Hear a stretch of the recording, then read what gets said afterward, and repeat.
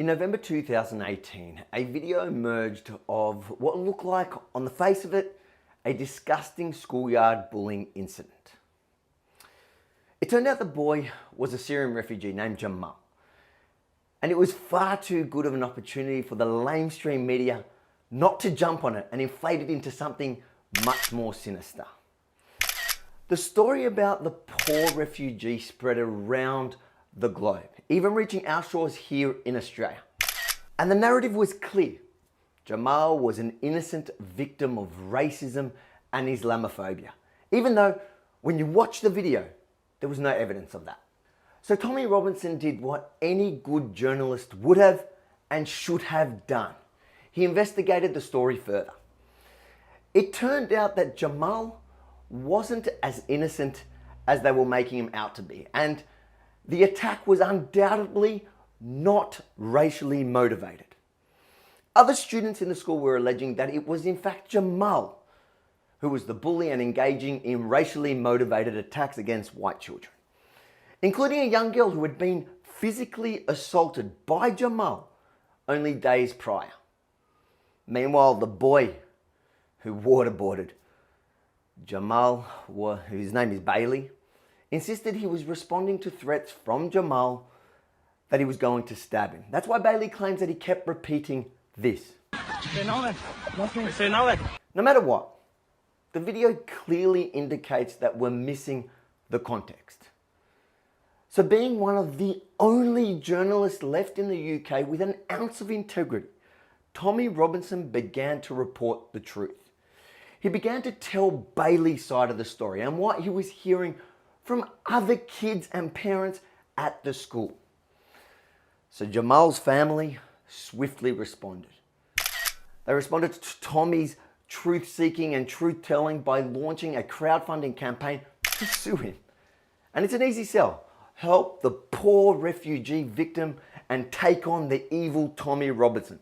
The craziest part is that when they raised the money, they engaged the go-to lawyer for returning ISIS terrorists and jihadi brides. Hi there, yeah. Well, today's an interesting day, so Mr. Tommy Robinson, aka Stephen Yaxley Lennon, is going to have his pre-action letter. We've written to him a couple of times before, he hasn't responded. If he doesn't respond to this letter with respect to the claim that our client, Jamal, has against him for his defamation, then he'll be in court in 2 weeks' time. This guy's first action was to employ an extremist and drug addict to serve Tommy's wife and kids with the paperwork. Contacted and asked if I would be interested in doing this. I'm still not 100% sure why, and I don't really fully believe this is happening. But that's basically, I've never done anything like this before. This is not, it's a career I can slowly get into. They obviously chose a day that Tommy was out of the country, because we all know how that would have ended if Tommy was home at the time. On that happy note, oh, by the way, Tommy, I am going to mince your kids, mate. Make no mistake, picking this unhinged extremist was purposely done. It was a message to Tommy and his family that we can use the legal system to have your family home address shared.